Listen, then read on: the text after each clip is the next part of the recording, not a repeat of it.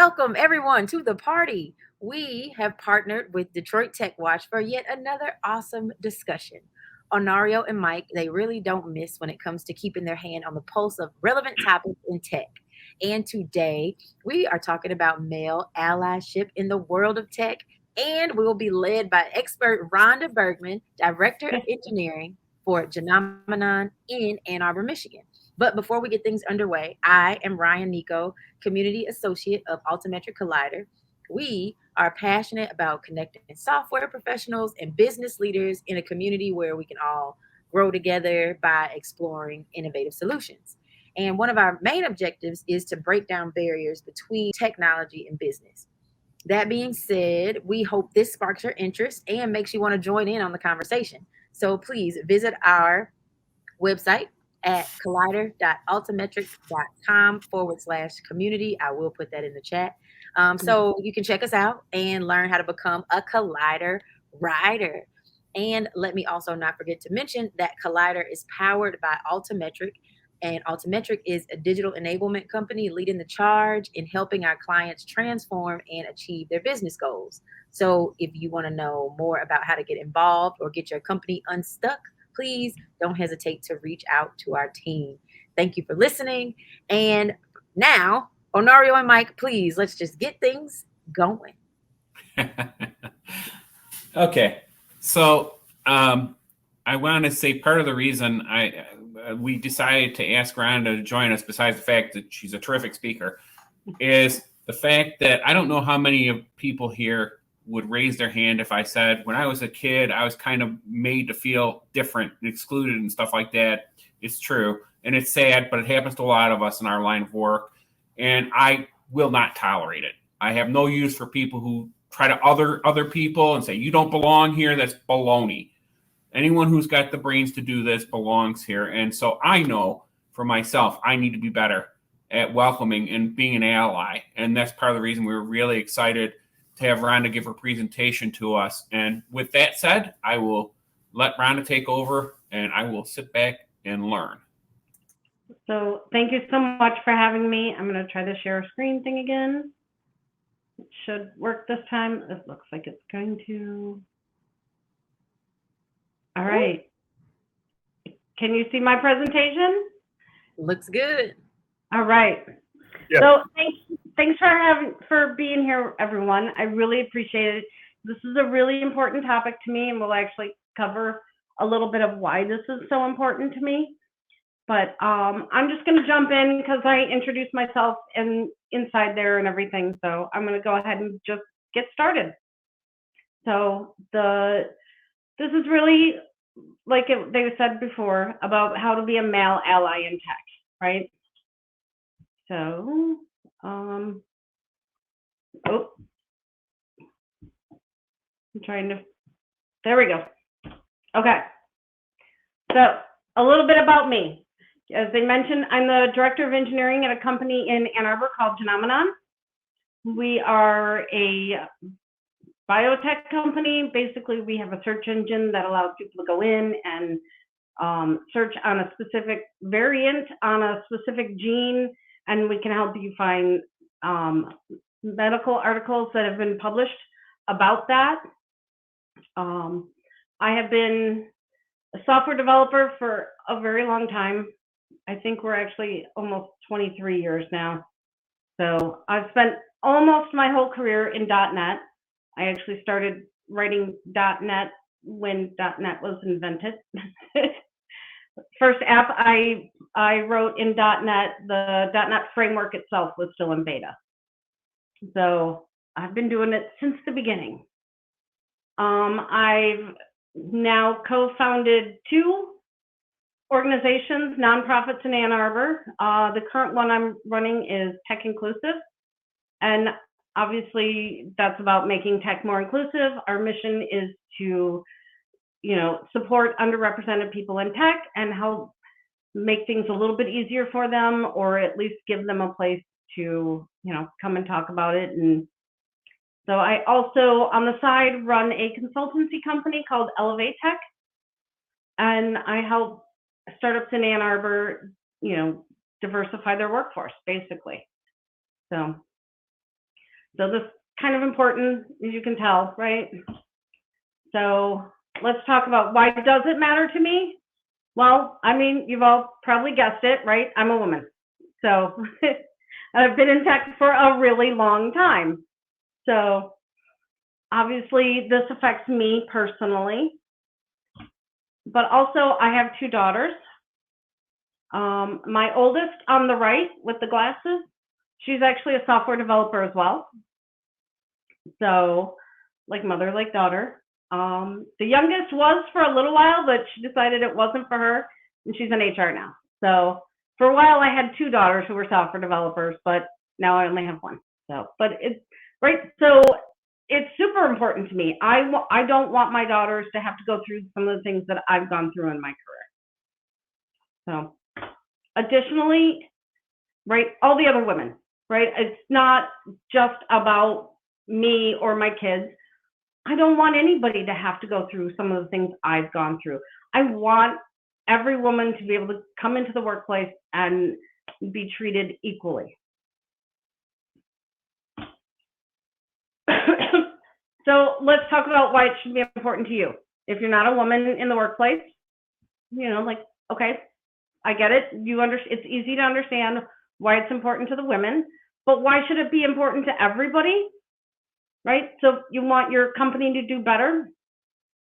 Having a more diverse employee base is going to help you reach a more diverse customer base, right? There's plenty of examples of that. Airbags, when they were initially designed and tested and put into cars, were actually killing women because they didn't think to test it on a smaller frame. There's a very good example of a man of color who couldn't get a hand dryer to work because it couldn't see his hands,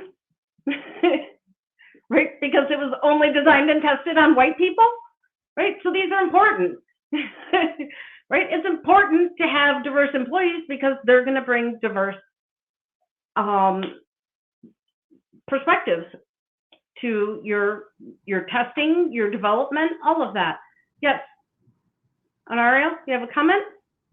What business doesn't want to increase the people they can sell to by, having the diverse inputs, like to realize, hey, if we did this, we could make more people want our product. I mean, it just seems obvious, but 100%. I know it isn't. Right. And yeah, and maybe don't kill half your customer base, like in the airbag thing. So that seems kind of important, right? And please feel free to ask questions. I would much prefer this be more conversational. So don't hold your questions to the end. If you have a question, please, or a comment. So another reason why, so as we can see, right, gender diverse companies are 25% more likely to outperform non-gender diverse companies, right? So companies just do better for all of these reasons, right? A more diverse customer base is represented within their employee base. They're going to do better. And you're just going to get people with different backgrounds who think differently and come at it with a different perspective. That's huge.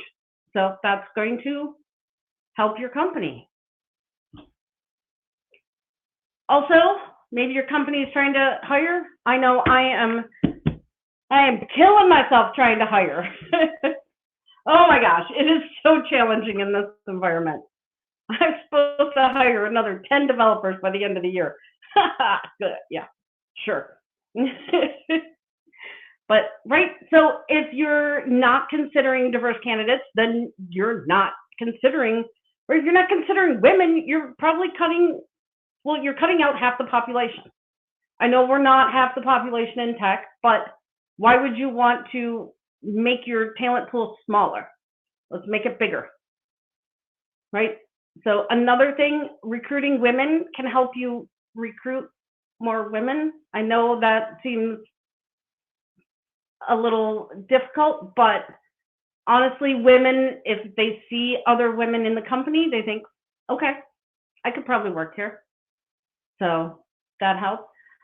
More gender diverse companies have lower turnover rates. So the assumption there is that like it's a more accepting space and things like that. It's not 100% proven why that's it like that, but it is proven lower turnover rates. And why that's important, replacing an employee can cost 213% of that employee's base salary, right? So let's not try to replace employees. We all know that it'd be a lot cheaper to just keep the employees you have. So in here throughout, I'll throw some quotes that I thought were really good, but this one's by Barack Obama. Empowering women isn't just the right thing to do, it's the smart thing to do, right? You're helping yourself by empowering women and bringing them into your company and making them feel equal and welcome. You're helping your company. So why do we need allies? And I'm trying to make, and this is kind of a heavy topic, so I put in all my little funny giffies to make it more fun. So, but, right, because I don't want this to be a super heavy topic, right? It's just something that needs to be talked about. But, right, we have a problem. It's still a problem. So we need, guys, you still outnumber us. We need your help. Why we don't need allies. So, right, we don't need you guys to come rescue us or save the day for us. We are self-rescuing princesses. Right, but we need you in our corner. We don't need you to come save the day. We need you to be in the fight with us. So why are you here? Why is this important to you? Everybody's got their own unique reasons. You have a daughter, wife, sister, mother, friend, somebody you know who's important to you in your life, who's a female. That's a good reason to be here and to think this is important. You've seen something that bothers you. Well, that's a good reason too. Honestly, I don't really care why you're here. I'm just glad you're here. I appreciate you being here. I appreciate you listening to this. So whatever your reason, thank you. So why do we need you, right? So this is where it starts to, like, yes, we don't need you to rescue us, but we are still in the minority. So in any scenario where a minority group is working toward equality, the partnership of the majority group is crucial to reaching parity faster. We want this and we want it now, so we need your help. And this is awesome. The Jennifer Manry, at the time she said this, she was the managing vice president at Capital One of Technology. And I actually reached out to her on LinkedIn to get her permission to use the quote, and she was great. So now she's one of my heroes. So why do we need you? Let's talk about this right now. We have finally broken this. Last time I gave this talk, there were actually more men named John who were Fortune 500 chief executives than there were women. It looks like we've got that beat by 2 now. So that is all the women who are chief executives of Fortune 500 companies. And the other picture are the chief executives named John. So Michael is also a close second. So, right, but I think that just really speaks to something, that there are almost as many men named John as there are women who are CEOs of Fortune 500 companies, right? So we're still really highly underrepresented. So again, things just, I'm sorry, they're not changing fast enough. I want this to change. What did I read somewhere? At the rate things are going, we'll reach pay equity by 2050. I'm sure hoping I'm not working in 2050. So I think we need pay equity sooner. I think we just need equity sooner, right? And I know, like, there's a lot of talk about it, and everybody's talking about this, and it's not a big secret anymore, but like, the conversation's going on everywhere, but the change just isn't really happening. It's not happening fast enough. So So let's talk about what does it mean to be an ally, right? So it's an earned title. It's not something you just get to declare yourself, right?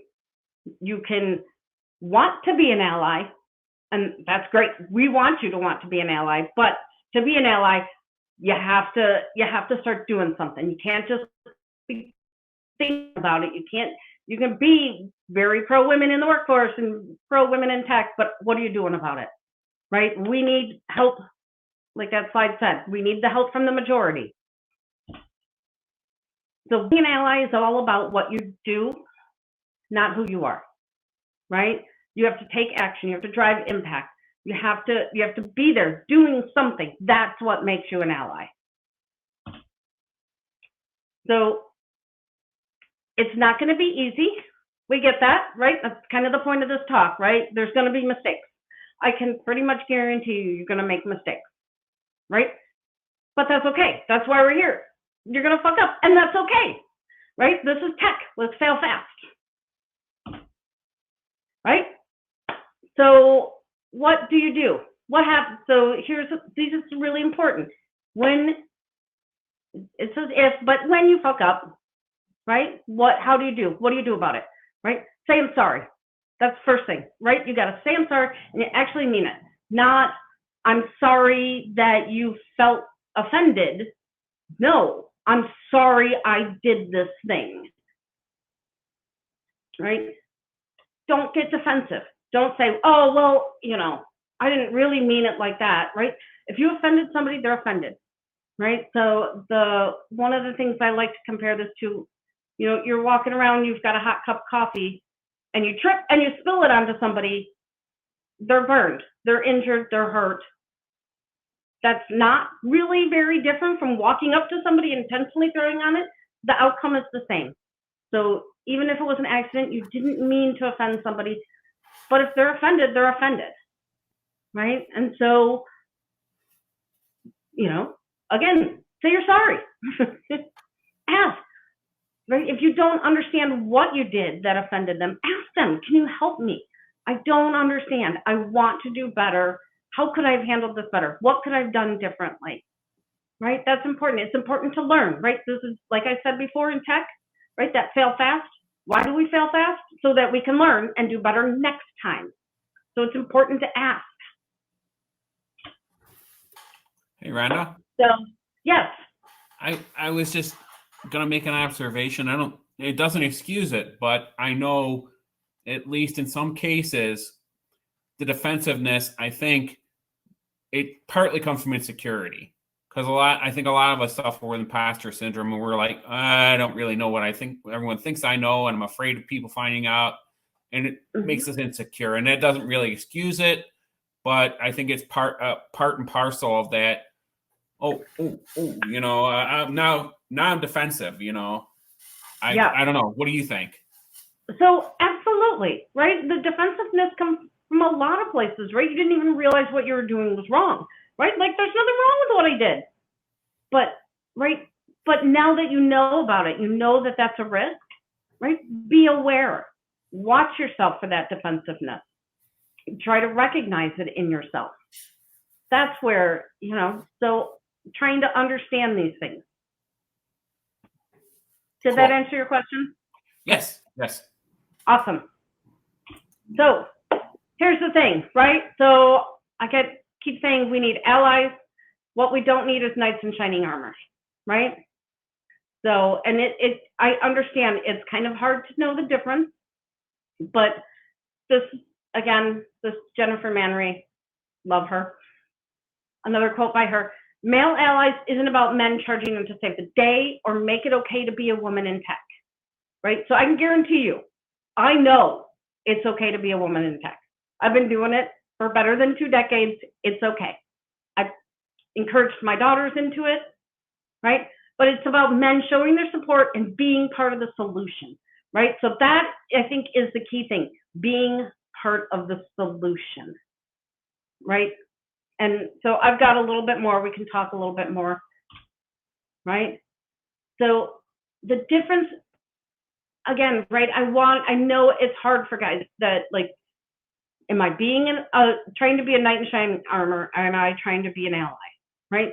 So being an ally, the difference is more about helping to implement systematic change rather than fixing a single particular solution, right? An ally wants to change the culture, not save the day, right? A knight wants to save the day. He's going to ride in and rescue the princess, right? We already covered this. We're self-rescuing. We got this. So I think this is a really good, like, to help differentiate it, right? A knight fights your battles for you. An ally fights your battles with you, right? We don't want someone to come in and save us. We want someone to stand next to us and help us fight these fights.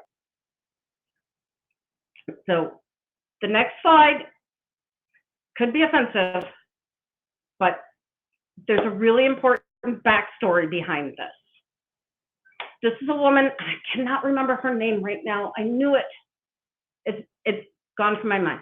But this was the capital, I believe, of North Carolina. And they had the rebel flag hanging out front. And she was offended. She was a Black woman. She was offended by this rebel flag hanging there. The guy standing at the bottom in the yellow vest, that's her friend. That is her ally. So, and this really speaks to the difference between a knight and an ally. A knight would have said, that bothers you? I will go take it down for you, right? But an ally said, that bothers you? I'll stand at the bottom of the flagpole and keep everybody away while you take it down, right? So that, it's not a great picture. I know I had someone once tweet, Rhonda's talking about rebel flags. I'm like, no. You're talking about Bree Newsom, not the Yes, Bree Newsom. Yes, thank you. Yes, she's awesome. I know I knew her name. I appreciate that. Yeah, right. This was a big deal, and she did it, and she got like known for it, and you know her name, right? If he'd have just charged up and taken it down for her, it wouldn't have been her protest. It wouldn't have been her telling people that it offended her, right? But he did stand at the bottom, and he's just trying to kind of keep people away from her and help her, right? So that's an ally, not a knight. All right, so a few more examples, right? So kind of let's get what the difference between an ally and a knight is, right? You notice a woman getting interrupted in meetings. A knight's gonna jump in and say, Sally had a great idea. Listen to this. This is Sally's great idea, right? That's a knight. An ally is gonna say, hey, wait.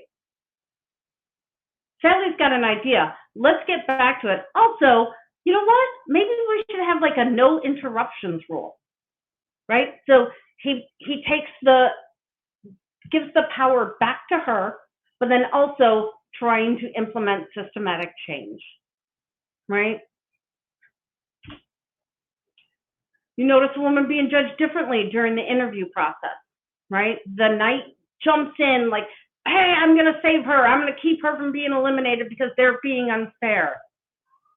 Maybe he's saving the day. He's fixing that one situation. An ally comes in and says, hey, we're doing something wrong. Let's have standardized hiring criteria, right? So that we don't get this kind of bias in the hiring process.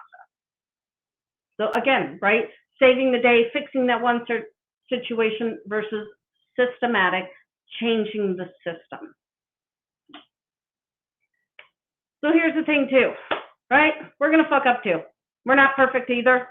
We make mistakes, right? One thing to try and remember, we have a lifetime of experiences receiving bias, whether unconscious or outright explicit. And I can tell you there isn't a woman that hasn't received both. Right? And so there's going to be these feelings, these valid feelings that we have that can be a barrier to us accepting help, right? We're going to be suspicious. We're going to be like, what does he want? Why is he in on this? Right? So we're going to make our mistakes too. And that's okay, right? Because we're going to fail fast and we're going to learn. Right? Just like in tech, fail fast. So both sides are going to mess up, but we're going to jump right back in and we're going to go, okay, we messed up. Let's fix it. Let's do it again. So where to start? This is an actual picture from a tech conference. You can see she's wearing the badge around her neck, right? That's the line for the men's room. There is no line for the women's room. I have literally experienced this. I was at a tech conference one time where we could have all owned our own bathroom.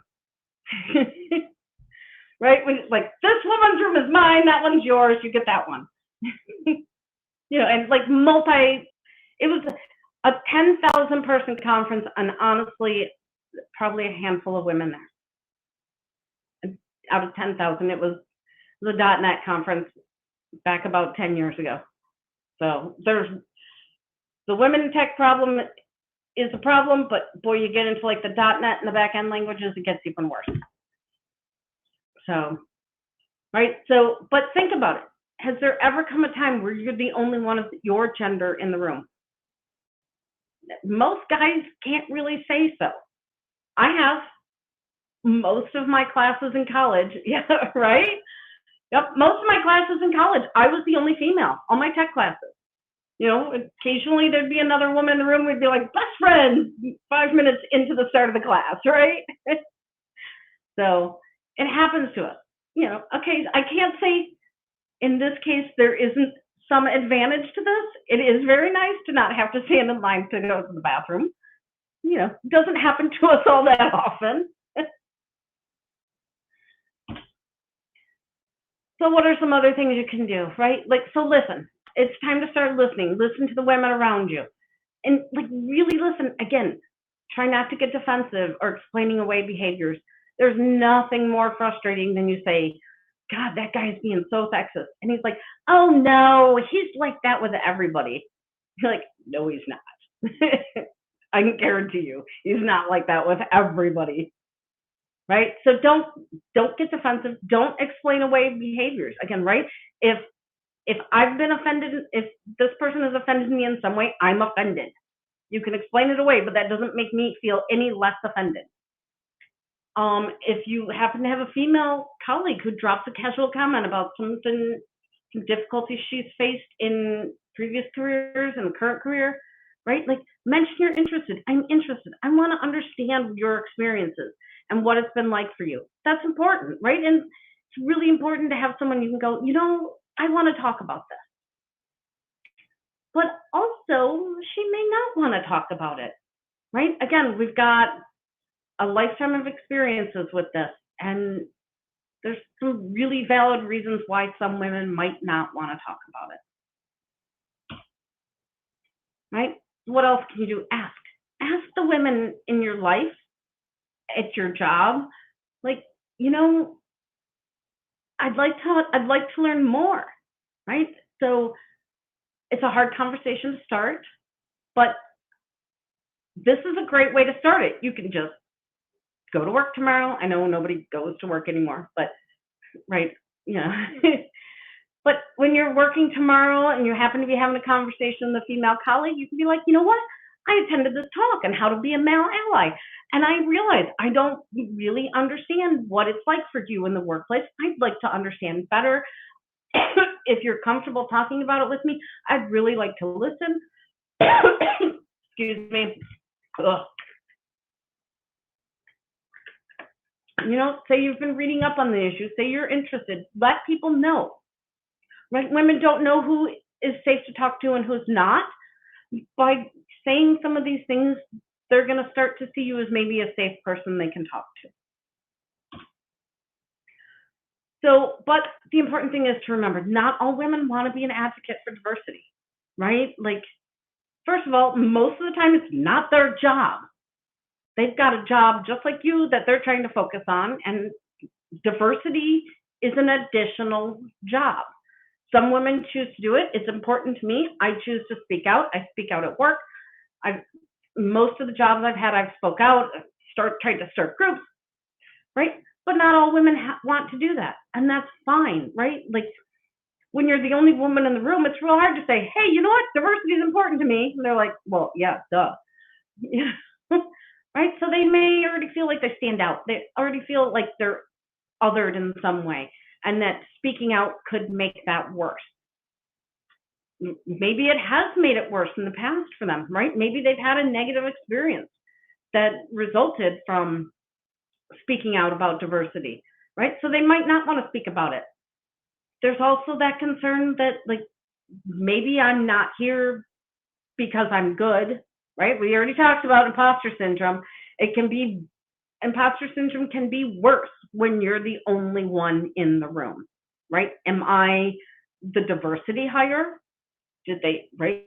They didn't have any women working here, so they hired me, even though maybe they don't think I have, the chops to be here. So it doesn't matter. Whatever the reason, if a woman doesn't want to talk about it, she doesn't want to advocate for it, that's okay. That's her right too.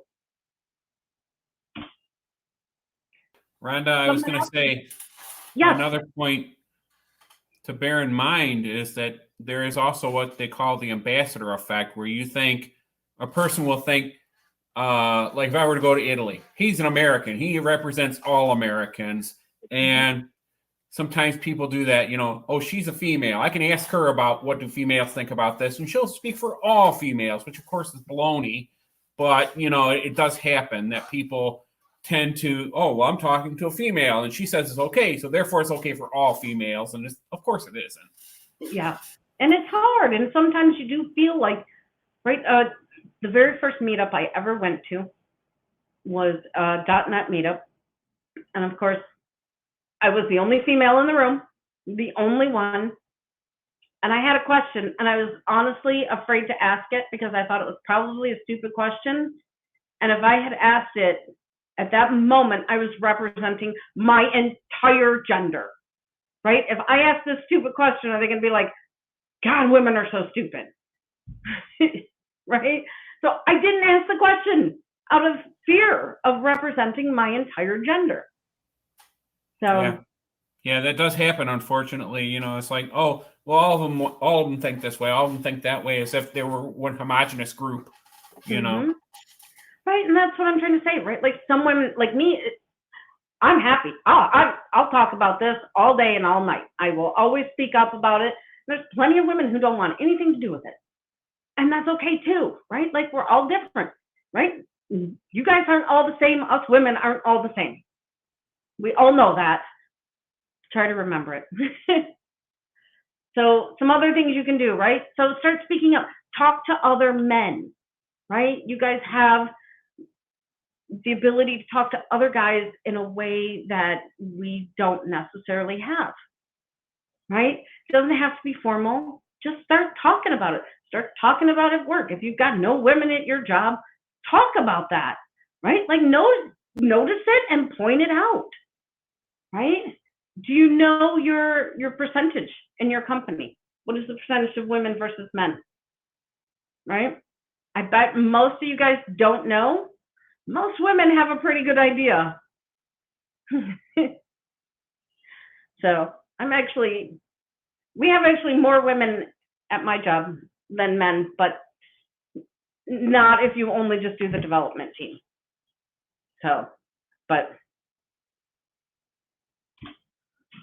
So another thing, find guys, right? So you're going to start talking about this. You're going to talk about it with men, even when women aren't around, right? And you're going to find other guys who think the same thing, other men who think this is important to them too, right? Pull them in, right? Let's work together. Let's see what we can do together, right? You can start building that group, a group of guys who are working for gender diversity. Oh, wrong way. Talk to management, right? So talk to your managers, talk to your HR, say, listen, you know what? Diversity is important. It's good for the company. The company will do better if we get to more diverse. Right? Say, I've noticed how, I'm looking around here and it's all guys, right? Your words mean a lot. Because unfortunately, when I go to HR and say we have a diversity problem, there's always that, like, there's something in it for me kind of thought, right? When you guys show up and say to HR, we have a diversity problem, nobody's thinking that. Nobody's like, what's in it for him? They're like, wow, for some reason, you're taken more seriously.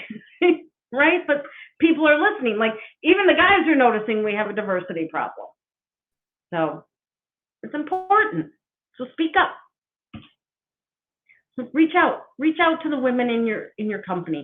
Do you have a woman on your dev team? She's the only one, right? Make sure she's not excluded.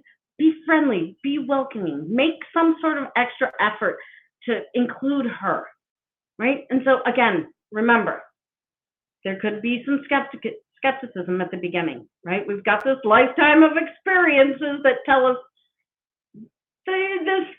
what does he want? What does he want from me? Why is he being nice? There's gonna be some of that, right? But keep trying. Talk to this person. Say, you know what, diversity is important to me, and if they're open to it, talk to them about it. If they're not, say that's cool too. I'll just keep talking about it, right? But make sure everybody's included. My daughter started a new job one time at a local tech company in Ann Arbor, and she was the only female on the team. In the first week, every day, all the guys on her team went out to lunch. Nobody thought to invite her. Right? And that just from day one, she felt othered and excluded. That's hard. And she actually only stayed at that position a year because it just didn't get better. She just always felt kind of on the outside of this team. Right? So if you notice that happening, don't let it. Like, hey, let's bring her in. Let's make sure she's invited as well. Right? You're talking about something like an important topic. Did anybody ask Sally what she thinks? Find out. Get her opinion. Yeah, just inviting, just making sure that everyone that's there is invited to lunch is it's a small thing, but it's so, it removes that feeling of, oh, I'm outside. I'm not part of the group. Yeah. Yeah. That was the first week she worked there, and immediately just put a bad taste in her mouth. And from there on out, she knew, right? It was, I'll get a year in and then I'm out. So we do have some questions in the chat. I'm not seeing them pop up. It's all good. It's all good. This one is pretty relevant though, and I'll make sure we go over them. But Austin asks I'm assuming, Austin, you mean how does it feel for Rhonda? But like, how does it feel to speak out and not be heard initially? It's defeating. It makes you feel invisible. And it depends on the person, right? It just tends to make me louder. But it's just me, right? For some women, I've seen it just makes them go back more into themselves, right? And so, of course, it's just different, right? I've definitely been in a room where, right, we're brainstorming, we're coming up with ideas. I say something, and everyone just keeps on going, and then some guy says virtually the exact same thing, and everyone's like, that's a great idea, right? I'm the type of person who at that very moment said, yes, it was a great idea when I said it 10 minutes ago. But that's me.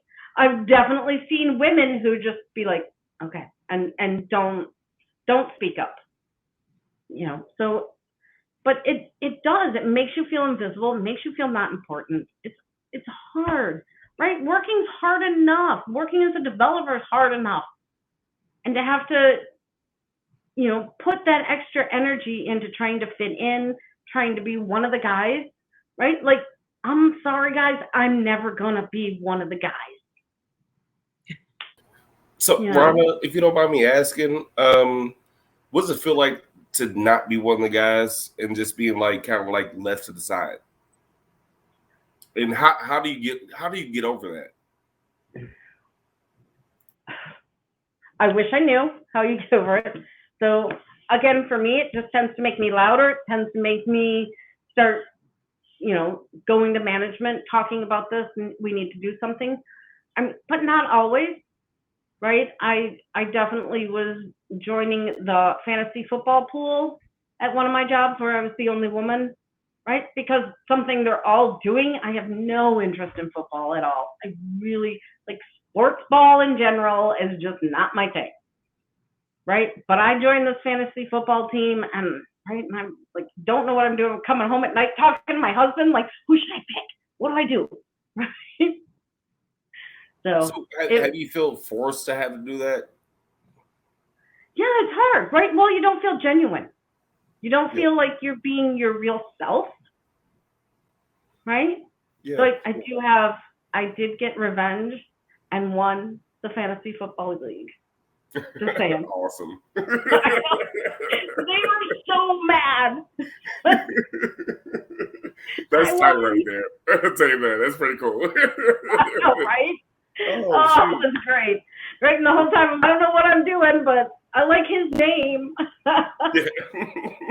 Back when Peyton Manning was still playing, and I actually ended up getting Peyton Manning. Just kicked their asses. It was great. So, like, after that, how did things kind of change for you, if you don't mind me asking? It didn't really much. It wasn't the greatest environment. The owner of the company was a bit of a misogynist, and just so I left.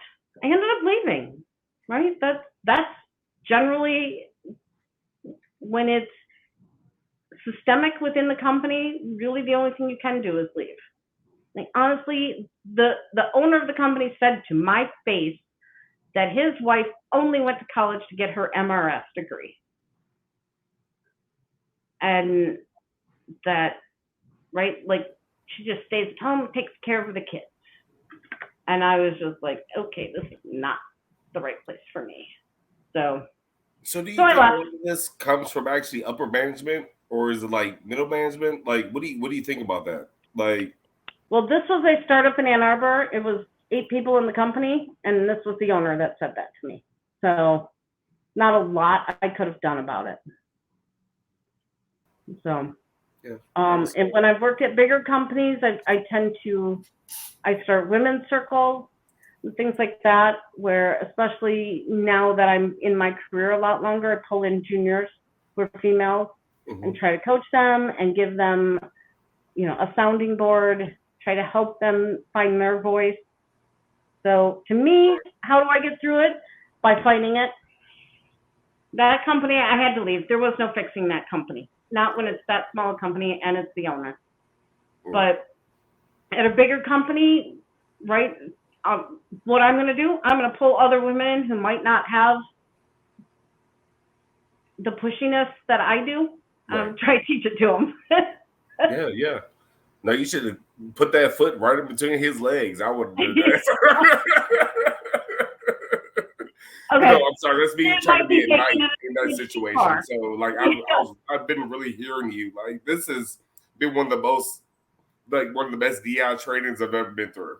So, to say that, thank you. Yes, of course. All right, so I'm gonna shut up now. So that's okay. No, I'd much rather. Right, I'm the type of speaker that feeds off the audience. So, right, I get better at speaking when I get feedback. So, some other things you can do. What were some of the biggest issues that you've had? Like, like just really trying to break into the industry. Trying to break into the industry. So getting my first job, I think that was difficult.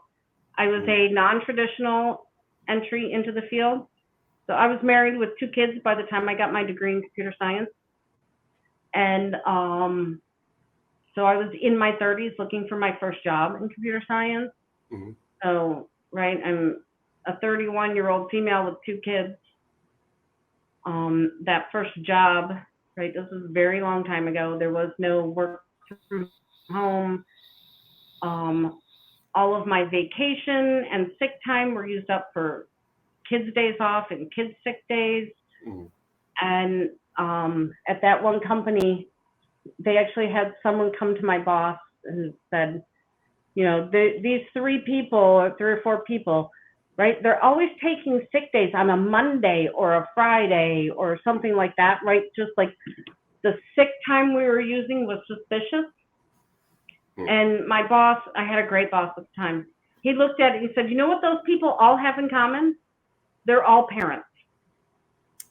He said, don't tell me they're abusing sick time.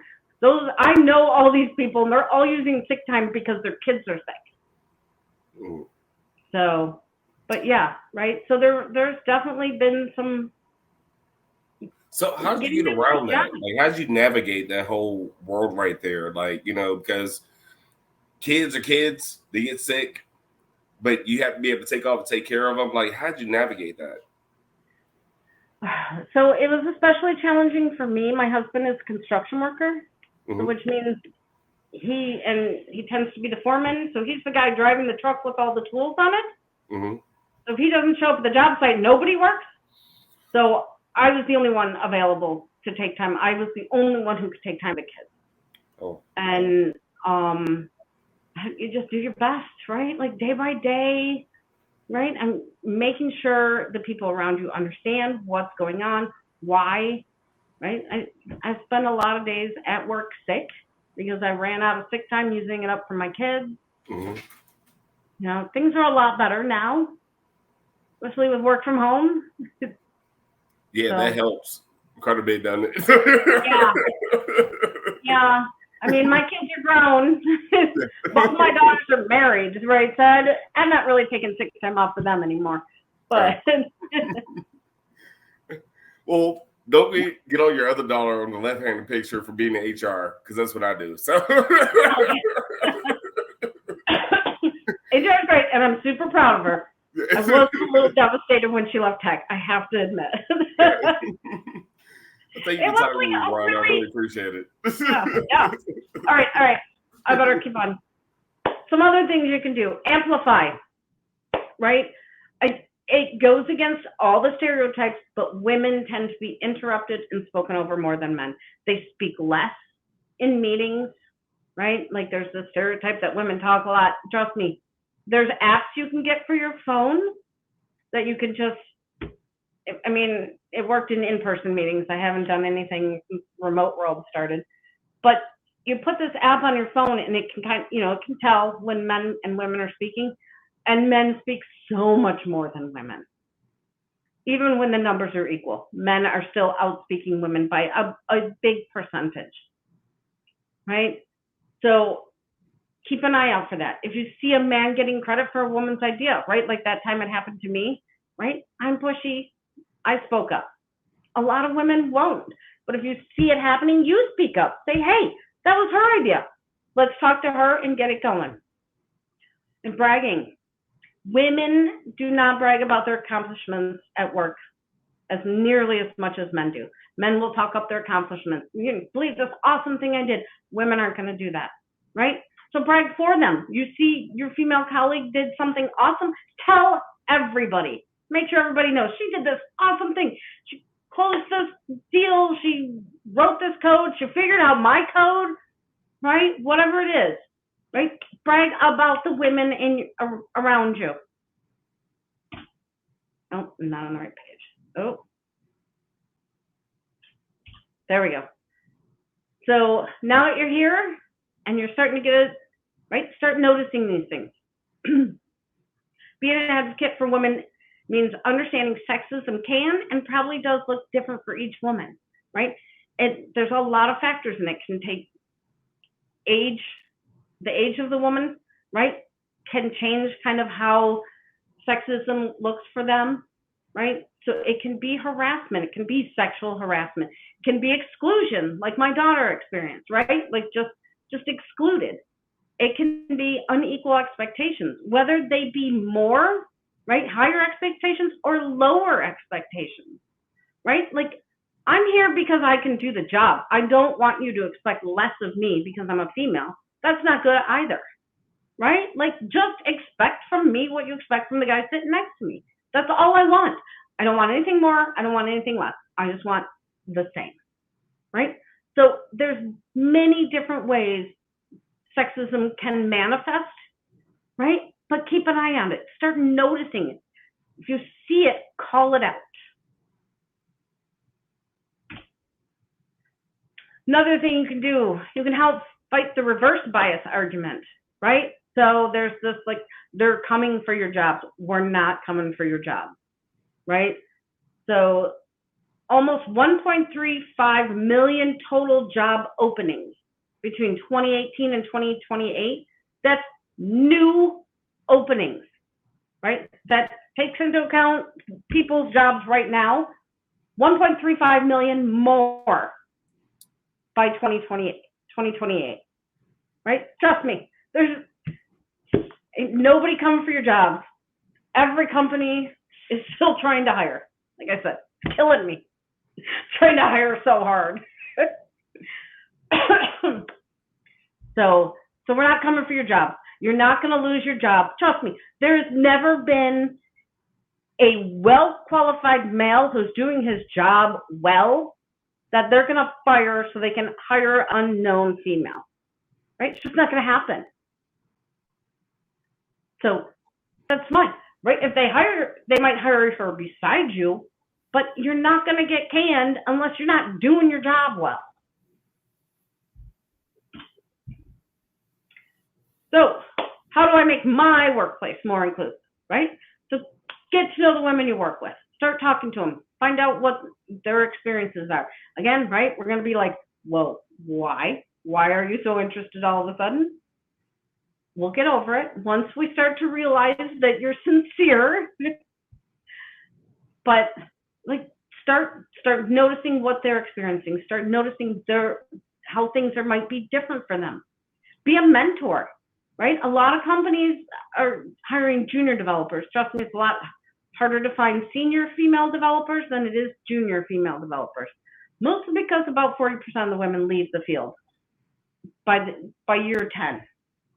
There's about a 40% rate of women leaving tech by year 10, right? So if they are hiring juniors, yes. So someone asked the question, would I suggest that a woman have another woman as a mentor? If that can happen, that would be awesome, right? A lot of times that's not really possible.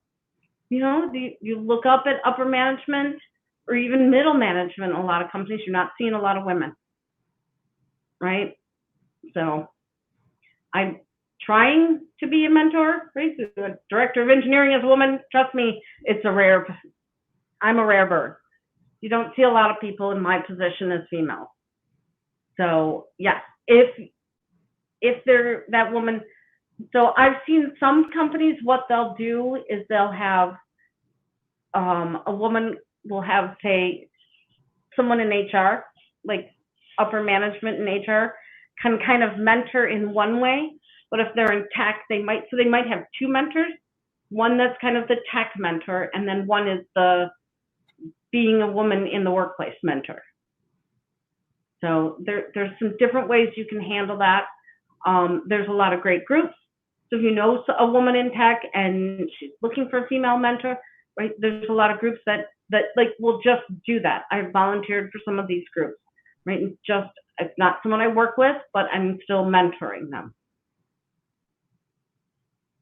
So if there is a new woman hired, trust me, that is the hardest moment for her, coming in that first day, especially if she's coming in as the only female, right? That is so hard, right? Like, reach out right away. Like, hey, we're so glad you're here. I can't wait to see the great things you're going to do, right? Help them understand, right? There's all those little workplace idiosyncrasies that you have to get to know at each job, right? Like, for lunch, do you take exactly a half an hour? Do you take exactly an hour? Or is that kind of squishy, right? It's different for every company, right? And those are some of the things you kind of got to learn by, like, just kind of like, what are we doing? What's everybody doing, right? Be that person who's like, lunch hours are squishy around here. It's fine. You take, an hour and 15 minutes. You make up that 15 minutes at the end. Nobody cares, right? So be that person. Help this new employee acclimate. That's huge, right? And it starts to make them feel like they belong and they're part of the group. Another thing you can do, take advantage of your company's work-life balance opportunities. Like, first of all, if you're not, why? Like, that doesn't make any sense to me. But a lot of places, these are seen as women's benefits, right? Work from home, obviously pre-pandemic, but work from home was often seen as a woman's benefit because she's staying home to take care of a sick kid. Or, right? Like, woman's got to take the kid to the doctor, right? So it's seen as a woman's kind of benefit, right? Like, you guys should be doing this too. Take advantages of these. If the guys are using them just like the women, then it's no longer a woman's benefit. It's an employee benefit, right? I think this is getting better, especially, well, I mean, now that we're all remote, we're not really like a work from home as women anymore, but other things, right? Like, take the time off, take your vacation, take advantage of all the opportunities for work-life balance at your work. You should do it no matter what, but also do it because it helps the women in your job, right? Because again, right, we're always second guessing everything we do, right? If I take this time off, what are they going to think, right? Guys, for the most part, don't have to think that way. So the other thing, actions matter, even when it's just the guys, right? Like, there's no women around. No woman is going to hear this off-color joke, right? By not saying something, you're accepting that it's okay. And the only reason we don't say it when women are around is because women are around, right? Like, no, how about we just don't do that? Like, no, this is not cool. Like, don't make these sexist jokes. I don't care that there's no woman around. It's not a bad joke because there's a woman around to hear it. It's a bad joke because it's a bad joke. Because it's sexist and it's horrible, right? So no matter what happens, be that guy who calls out that jerk. And it's hard. I get it, right? I'm constantly working on my husband. Like, this guy said this thing was terrible. I was like, did you tell him it was terrible? Well, no, I didn't want to say anything. It was just a bunch of guys. I'm like, say something, right? If by not saying something, you're basically giving your approval. So say something. And again, right, like, talk about it with other guys. Talk about why this is important to you, why it should be important to them. So, what should you do if you do see inappropriate behavior in your workplace? Again, not as relevant as it used to be now that we're all working remote, but this can still happen, right? So if you see inappropriate behavior, and we'll go with, like, I'm just going to talk about it like as if we're in person, but all of this can be virtual, right? So you see, an inappropriate joke in Slack or something like that, right? So if you see inappropriate behavior, something's not to do. Do not walk away. Do not be like, whoa, something weird's going down here, and just like, I'm just going to get out, right? So if you're uncomfortable, imagine how uncomfortable the woman is in that situation. She's a lot more uncomfortable than you, right? Don't walk away. Don't ignore it.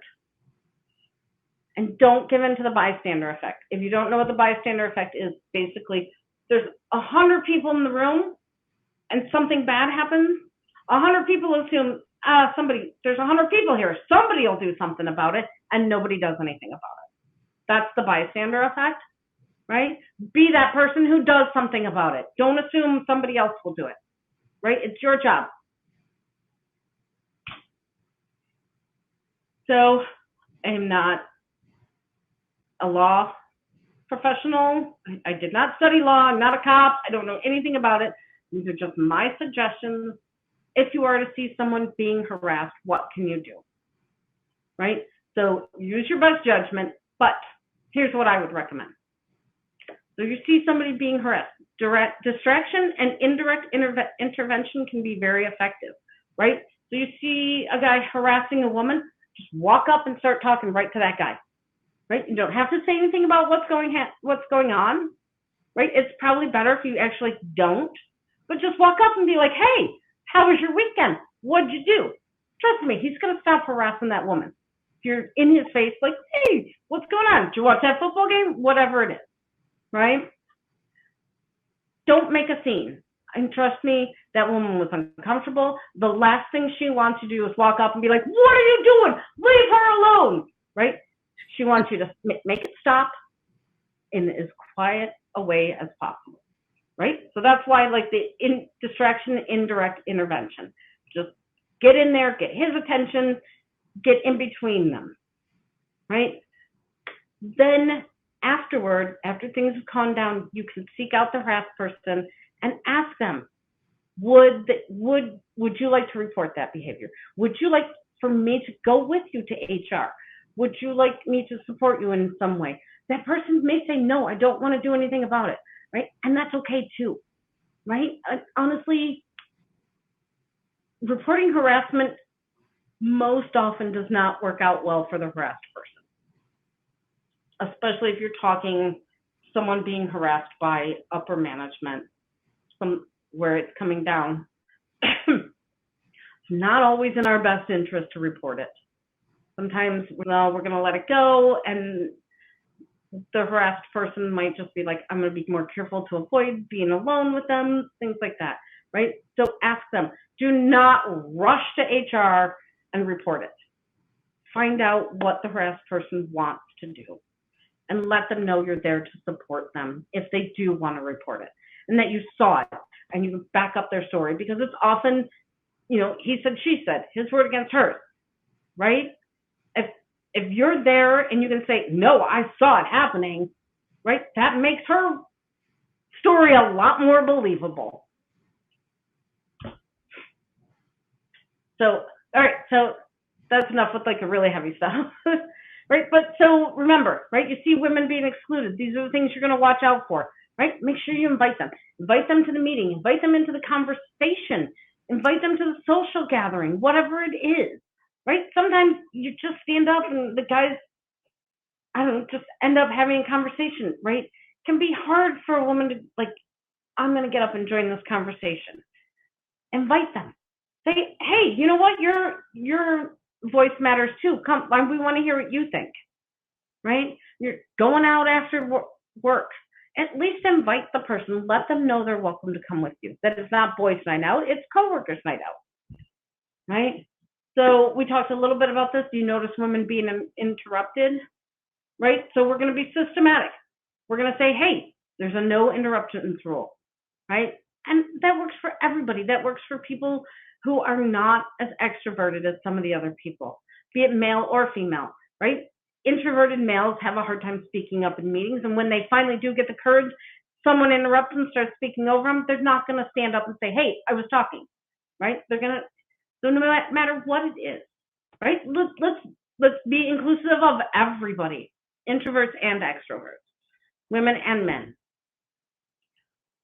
So what if you don't know what to do? You're in some situation I haven't covered, because I haven't covered them all, right? Ask the person, ask the person being harassed, ask the person might be excluded. Ask, like, what do I do? I don't know what to do about this situation. How do I handle this? What do you think? Right? It's okay to ask. That's okay. All right. I think I spoke really, really fast. So this is my final thought. An ally is not defined as someone of privilege who speaks for a marginalized group. Rather, being an ally means boosting and drawing attention to an oppressed group's own voices, right? Don't speak for us. Help amplify our voices. Repeat what we're saying, right? Brag about our accomplishments. Brag about your own too. I'm not saying you can't do that, right? But talk about the women. So that is definitely a problem in a lot of workplaces, that women just aren't getting talked about to upper management, right? Getting talked about to upper management is what gets you the promotions and the raises and the cool projects, right? Talk about the women in your workplace and the cool things they're doing and their successes, right? Brag about them. Talk to upper management. Then they're going to start getting raises and promotions and cool projects and all these things, right? It's super important. So that's it. I'm sorry. When I'm nervous, I speak really, really fast, and I think I did that tonight. I'm telling you that this was absolutely fantastic, Rhonda. Like, I really appreciate you, speaking. I'm sure we have some questions. I know I have a couple. Yes. Absolutely, just great. I have a 12-year-old daughter, and so this one hits home with me hard. I'm also somebody who has hiring power, right, in companies, and so This is definitely something that's like totally on my radar, like all the time, right? I feel like diversity, just overall, it doesn't even need to be male, female, right? Like having a diverse set of people, right, gives you those different experience, different life experience, different ideas, and you don't end up with like the same people just kind of echoing what each other said. So right. You're talking to yourself in an echo chamber when you've got, all the same people with all the same backgrounds sitting in a room. Yep, I totally agree. Who has questions? Dustin has a question. He put it in the chat, and it says, this may be a bit off topic, but I have a 6-year-old daughter that I would love to get involved in tech early. Some good resources to get her involved at such an early age. I'm trying to get into tech, so I'm out of the loop on these types of resources. So I get this question a lot. It is a little off topic, but also we want to build up that pipeline. So yes, let's get them involved at young age. There's lots of things. Hour of Code is a big one, right? They can go in there. There's Elsa and Anna, right? And it's like a drop it. I think it's a sketch, something like that, right? So you're dragging and dropping like arrows. Are you talking about Scratch? Scratch? I was going to mention it next if it didn't get mentioned. That's one of the tools that I've had both my kids start out using. It's huge. Right. Yeah. Yeah, but just Google Hour of Code, right? And they can make Elsa and Anna do, ice skate across the pond and do spins and turns and right. And it's just by dragging and dropping arrows, right? But that's how programming is. It's like HOUR of code. Yeah, it's like hour as in time. Okay. Hour of Code.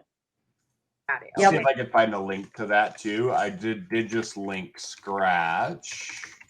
Yeah, I'm gonna stop sharing so I can get y'all faces on my screen. There we go. Excellent. I feel like we had at least one other question that we had. So okay, it says Austin wanted to know how you guys started, and then he also asked, would you suggest that a woman has a woman mentor as well? I think men having a woman mentor would be awesome, right? Because they're going to give you, right? Again, it's a different perspective, right? Our experience isn't have 5 mentors, right? Men, women, people of color, everything, right? You're getting many different perspectives, as many as you can get is what I suggest. So I just opened the chat window. I think someone asked, how did I get started? I don't know if the question was, how did I get started in tech or how did I get started speaking up about this, but I can answer both. Yeah, good question. So I actually went back to college after my first daughter was born. I was going to be a teacher because, right, like every woman who's got kids is going to be a teacher. So they can have their summers home with their kids. And I was really, really lucky based on some like test scores that I'd taken like to get into school. I actually went to Schoolcraft in Livonia. That's where I started. I was really lucky, and I had this counselor say to me, like, based on your test scores, I'd like to see you take this programming class. Just humor me and take it. He said, worst case scenario, right, you have a little bit of understanding, a little bit better understanding of computers, because what I wanted to be was a math teacher. I loved math. You don't have to know math, be good at math to be good at programming, but I did. I just happened to love math. I love algebra. I wanted to be a middle school algebra teacher is what I wanted to be. Thank God I didn't do that. But anyway, so he talked me into taking this programming class, and by the time the class was over, I changed my major to computer science. So that was my getting into computer science, getting into like this kind of tech thing. There's actually a local organization, not an organization, that I had seen they were having a lot of events in Detroit. And so I live halfway between Ann Arbor and Jackson. So Detroit's really far for me. And I kept saying, I want to go. It was specifically for women in tech. I want to go. And I just never could seem to make it to one of their events in Detroit. So I emailed them and I said, you know what? Ann Arbor's got a huge tech community. You should have a chapter in Ann Arbor. And they're like, that is a great idea. By the way, here's another woman who thinks so. Why don't you two start it? And that's how I started running tech nonprofits in Ann Arbor and started speaking up on all of this stuff. So I closed that one down due to multiple accusations of racism at the national headquarters, which, right, marginalizing women of color, like, just totally goes against what we stood for. So we cut ties with them and started our own organization. So that's where Tech Inclusive came from.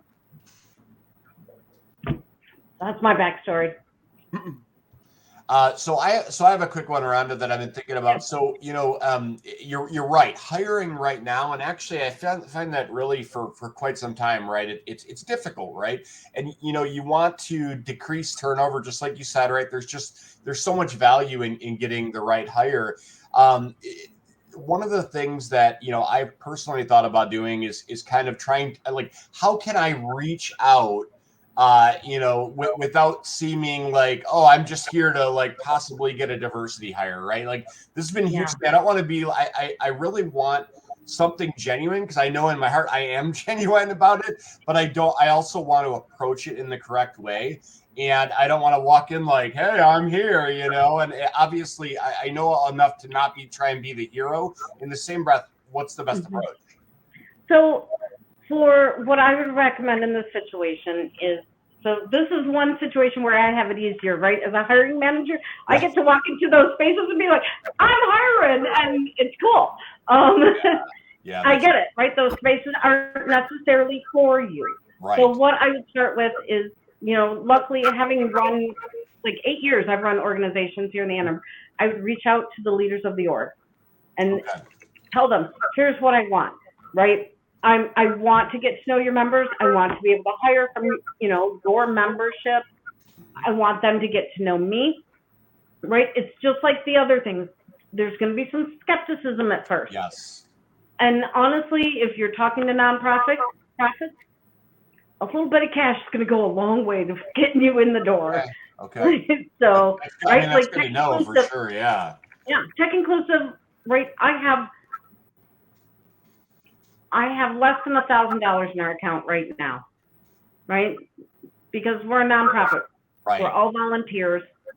Well, it's a good cause too. Think about how much you'd pay a technical recruiting company, right? Mm-hmm. Donating, right, and opening the pipeline that way. I feel like, by the way, I had never thought of that on my own, so that's hugely beneficial. So it's kind of funny. I have 2 talks I give on the regular. The other one's entitled, I'd hire more women if they'd apply. Yeah. And it's literally about how to expand your pipeline. It's how to understand why women aren't applying for your position. Right. Yeah. Because it definitely starts there, right? Yeah.